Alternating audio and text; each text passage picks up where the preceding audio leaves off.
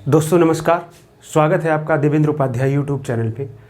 दोस्तों आज एक बार फिर हम केमिस्ट्री क्लास को आगे बढ़ाते हुए आज कुछ टॉपिक पे डिस्कस करेंगे। दोस्तों कोविड-19 के इस महामारी काल में ये बहुत ज़रूरी है कि हम अपने इम्यूनिटी को स्ट्रॉन्ग करें। इम्यूनिटी का मतलब होता है जीवन प्रतिरोधक क्षमता, जो कि हमें छोटे छोटे बीमारियों से लड़ने में मदद करती है। उसी संदर्भ में हम आज एक बहुत ही महत्वपूर्ण टॉपिक आपके सामने डिस्कस करेंगे, जो कि है विटामिन। इसमें कुछ विटामिन ऐसे भी मैं बताऊंगा जो कि इम्यूनिटी स्ट्रॉन्ग करने के लिए हेल्पफुल होती हैं, जैसे विटामिन सी जो जीवन प्रतिरोधक क्षमता शरीर में बढ़ाता है। तो बेसिक हम पहले डिस्कस कर लेते हैं विटामिन का, कि विटामिन क्या है। एक्चुअली विटामिन एक ऑर्गेनिक कंपाउंड है, एक कार्बनिक यौगिक है जो ह्यूमन डाइट में इसेंशियल है, आवश्यक है, जो हमारे खाने पीने में ज़रूरी होता है।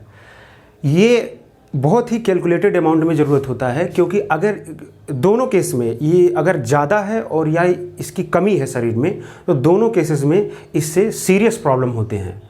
कई विशेष रूप की कई बीमारियां होती हैं जो आज हम जिक्र करेंगे यहाँ पे। तो विटामिन के बारे में हो गया, और इसका जो अमाउंट होता है बहुत कम। हमारे विटामिन और मिनरल्स दो ऐसी चीज़ें हैं जो हमारे शरीर को बहुत ही कैलकुलेटेड अमाउंट में चाहिए होता है। ना इसका अधिकता होनी चाहिए, ना इसकी कमी होनी चाहिए, क्योंकि दोनों केसेस में ये हार्मफुल है। और इसको डिनोट करते हैं अल्फ़ाबेट ABCD एक्सेट्रा। और यहाँ पर एक क्वेश्चन बन सकता है कि इसके विटामिन का डिस्कवर कौन किया था? तो फंक एक साइंटिस्ट थे, इन्होंने किया था, फंक ने किया था। तो अब आगे हम बढ़ते हैं विटामिन के क्लासिफिकेशन से, जिससे क्वेश्चंस आते हैं। तो विटामिन को अगर हम केमिकल स्ट्रक्चर के बेसिस पे क्लासिफिकेशन करें, इसका वर्गीकरण करें, तो काफ़ी डिफ़िकल्ट होगा। तो इसको हम सॉल्युबिलिटी के आधार पर इसका वर्गीकरण करते हैं। सॉल्युबिलिटी का मतलब हो गया कि किस में सॉल्युबल है, किस में विलेय है, किस में नहीं है। तो इसको दो पार्ट में डिवाइड किया गया है सॉल्युबिलिटी के आधार पर, विलेयता के आधार पे। एक है वाटर सॉल्युबल विटामिन होते हैं, और एक होता है फैट सॉल्युबल, यानी जल में घुलनशील विटामिन और वसा में घुलनशील विटामिन। तो इधर मैं लिख दिया हूँ जल में जो घुलनशील होते हैं, और इधर लिख दिया हूँ ये जो फैट सॉल्युबल होते हैं। बाद में मैं इनका ट्रिक भी बताऊंगा, वीडियो के लास्ट में मैं इसका ट्रिक बताऊंगा कि आपको आसानी से याद हो जाए। लेकिन फ़िलहाल पहले डिस्कस कर लेते हैं इसको। जैसे जो वाटर सॉल्युबल विटामिन होते हैं वो बहुत इसेंशियल होते हैं हमारे लिए। इसेंशियल सारे विटामिन हैं, लेकिन वाटर सॉल्युबल विटामिन इसेंशियल होते हैं। इसका रीज़न ये है कि ये वाटर में सॉल्युबल होता है, तो ह्यूमन बॉडी से ये यूरिन के माध्यम से निकल जाता है। तो जब यूरिन के माध्यम से निकल जाएगा तो रेगुलर इसकी ज़रूरत होती है हमें। तो हमारी डाइट में विटामिन बी ज़रूरी होता है। इसीलिए देखिए मार्केट में विटामिन बी कॉम्प्लेक्स के टैबलेट भी आने लगे हैं, जो कि विटामिन बी की कमी को पूरा करता है। अब हम बात करते हैं विटामिन बी कॉम्प्लेक्स में कौन कौन से विटामिन आते हैं। और विटामिन सी ये है वाटर सॉल्युबल। तो विटामिन बी में, बी कॉम्प्लेक्स में 8 विटामिन हैं। Vitamin B1, B2, B3, B5, B6, B7, B9 और B12।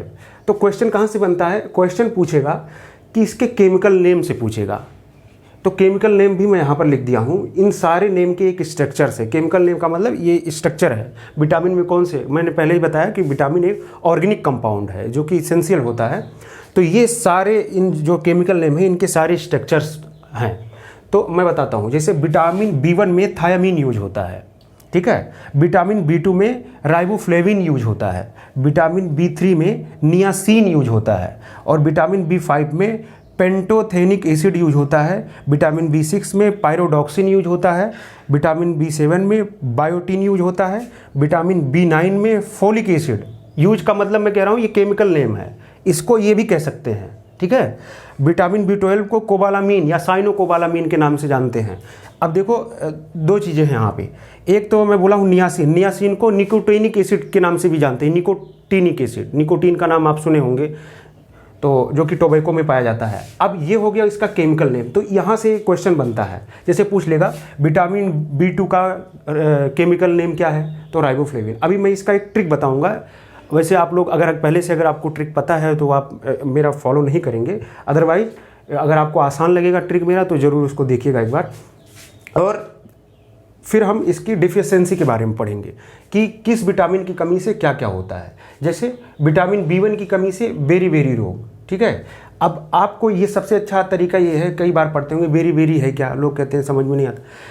हड्डियों में प्रॉब्लम हो जाती है, मस्कुलर पेन होता है, बेरी शरीर सूख जाता है, तो कई चीज़ें बेरी बेरी में है। आप एक काम कीजिएगा, गूगल पे इसको सर्च कर लीजिएगा, गूगल इमेज में देखिए कि बेरी बेरी के पेशेंट में क्या क्या दिक्कतें हैं, तो वो एक दिमाग में एक उसका टेक्सचर बन जाता है, इमेज बन जाता है क्या है।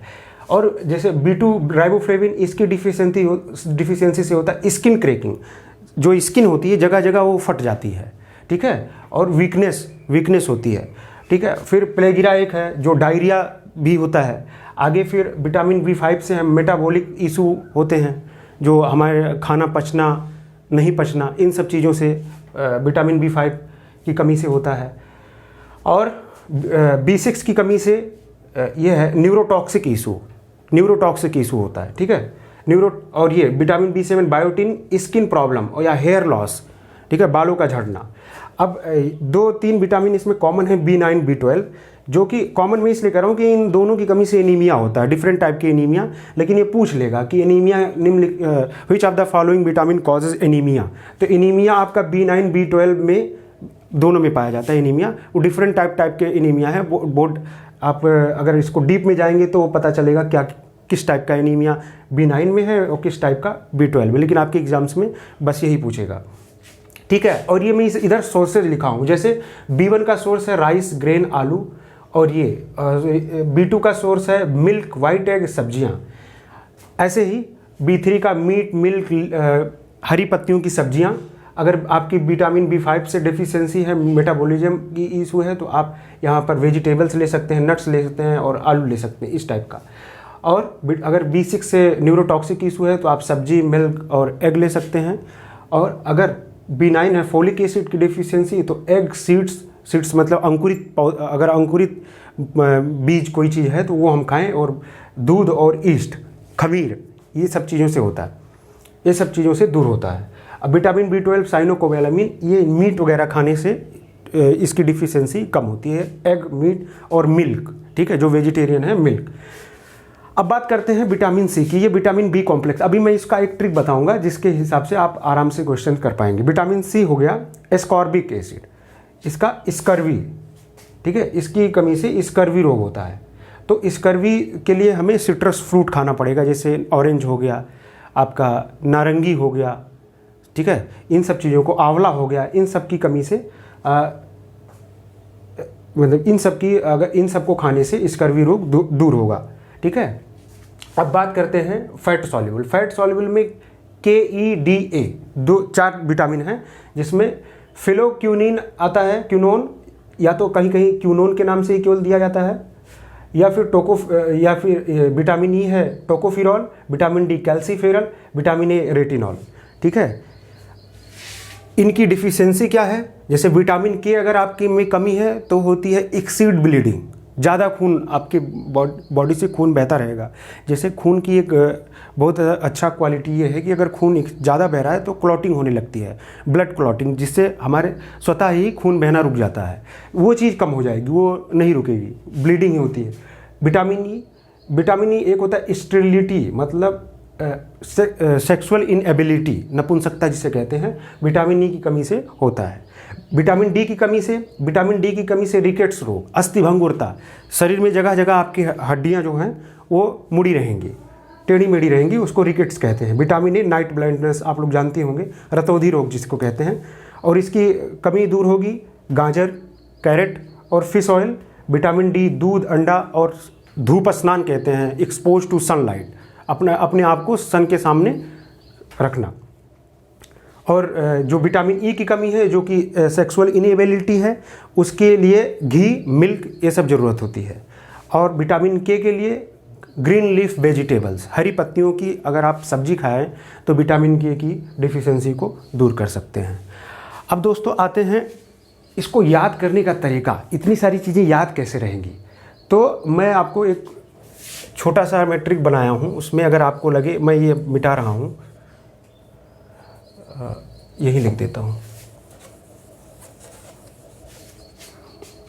उसमें सारे विटामिन्स आ जाएंगे, तो था राइबो निष्पाप, बट का ऐसे लिख लो या फिर ऐसे लिख लो बट, ठीक है। बट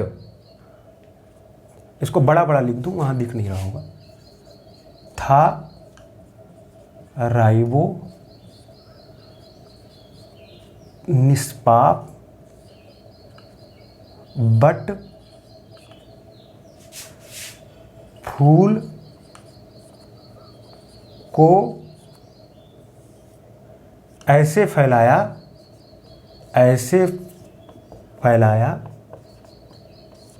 कि टोकरी टूट गई। अब इसमें सारे विटामिन हैं। सारे विटामिन मतलब 8, 1, 9 ये और 4 ये, सारे विटामिन इसमें कवर है। देखो, अगर ये हो गया B1, ये हो गया B2, ये हो गया B3, यहाँ P में हो गया B5, B6, B7 और फिर ये हो गया B9 और ये हो गया B12। यहाँ तक हो गया विटामिन बी कॉम्प्लेक्स। ये हो गया विटामिन सी, ये हो गया विटामिन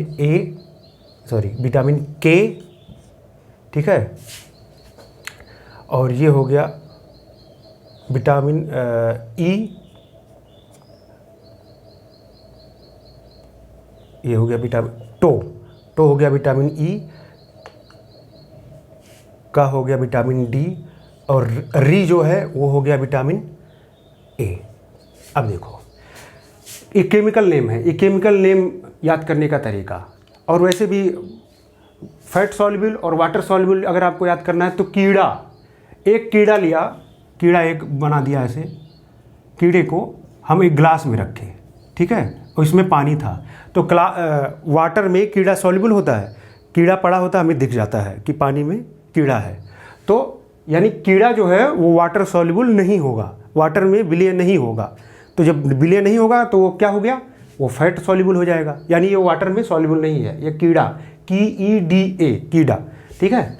तो ये हो गया फैट और वाटर सॉल्युबल में डिफरेंस। अब मैं बताता हूँ इनका केमिकल नेम का ट्रिक। ये जो केमिकल नेम का ट्रिक है इसमें सब आएगा। जैसे था, B1 था थायमीन, राइबो B2 राइबोफ्लेविन, निष्पाप मतलब ये B3 नियासिन या निकोटीनिक एसिड या फिर निकोटिनामाइड, तीनों आ जाएंगे इसमें। इसको कोई भी नाम से जान सकते हैं, मेनली नियासिन के नाम से ही पूछता है। फिर B5 पाप, पेंटोथेनिक एसिड। अब देखो पाप में ये आ का मात्रा है ना, तो यहाँ PA भी है, ठीक है। और P फिर दूसरा P आ गया पायरोडॉक्सिन, ठीक है। B6 फिर B7 बट फॉर बायोटिन, ठीक है। B9 फोलिक एसिड, B12 कोबालामीन को हम साइनोकोबालामीन भी कहते हैं, ठीक है, इसके नाम से भी पूछ सकता है। और C की जब बात करेंगे ऐसे एस्कॉर्बिक एसिड या एस्कॉर्बेट, ठीक है। फिर अब ये हो गया यहाँ तक हो गया आपका वाटर सॉल्युबल, यहाँ तक हो गया वाटर सॉल्युबल विटामिन। अब यहाँ से आ गया फैट सॉल्युबल, कीड़ा, फैलाया का हो गया फिलोक्यूनिन या फिर फैलाया से P हो गया ये, और ये क्यूनिन, ठीक है। टोकरी मतलब टोकोफिरॉल, टो से विटामिन E हो गया।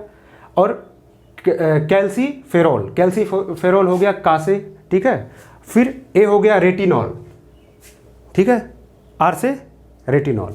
तो इस तरह से ये सारा विटामिन आपका कवर हो जाएगा इससे। तो मुझे नहीं लगता कि इतनी जानकारी के साथ अगर आप एग्ज़ाम में जाएंगे तो कोई क्वेश्चन मिस होगा। अगर एक आध क्वेश्चन आपके ऐसे भी होते हैं कि जो नहीं आ रहे हैं तो ऑप्शन से क्वेश्चन करने की कोशिश किया कीजिए। ऑप्शन से ऐसे कि जितना आपके पास नॉलेज है उसको यूज किया कीजिए, ठीक है। और अगर इसमें कोई भी डाउट हो तो आप कमेंट्स के माध्यम से हमसे पूछ सकते हैं। बाकी अगर आपको ये वीडियो अच्छा लगा हो कि 5 से 10 मिनट में आपका विटामिन का पूरा सिलेबस कंप्लीट हुआ है, तो आप इसको शेयर करें, सब्सक्राइब करें और लाइक करें, और अपने दोस्तों से ज़रूर इसको शेयर करें ताकि उनको भी इस चीज़ का लाभ मिल सके। धन्यवाद।